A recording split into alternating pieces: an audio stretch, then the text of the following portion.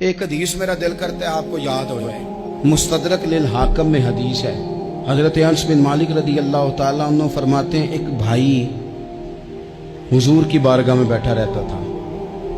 نکما نہیں تھا، شارحین حدیث کہتے ہیں کہ کسی مجبوری سے وہ کام نہیں کر پاتا تھا، یا کرتا تھا تو کام آگے نہیں چل پاتا تھا،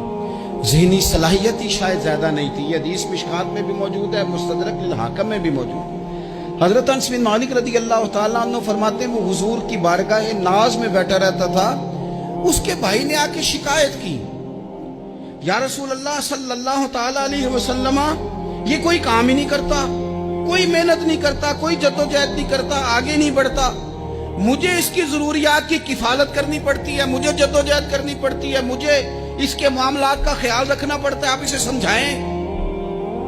حضور نے بہت سارے لوگوں کو سمجھایا جو کام نہیں کرتے تھے۔ ہمیں سیاستہ میں وہ حدیث بھی ملتی ہے جس بندے کو نبی پاک صلی اللہ علیہ وسلم کہا تھا کہ تیرے پاس جو بھی گھر میں ہے لا، تو وہ پیالہ اور کمبل لائے تھے، حضور نے بیچ کے کہا تھا جا کلاڑا خرید کے لا اور لکڑیاں کاٹ کے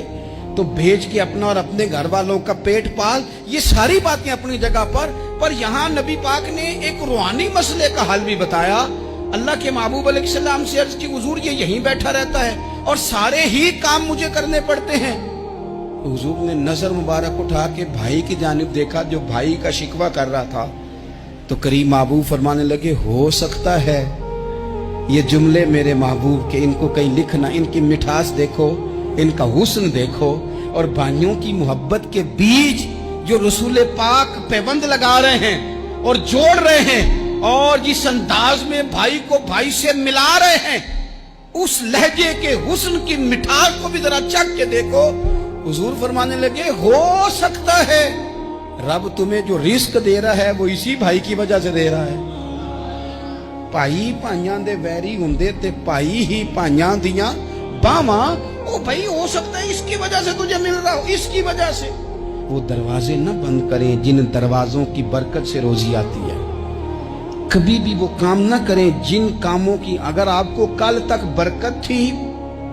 کل تک کام ٹھیک چل رہا تھا، کل تک نظام بہتر تھا، اور آج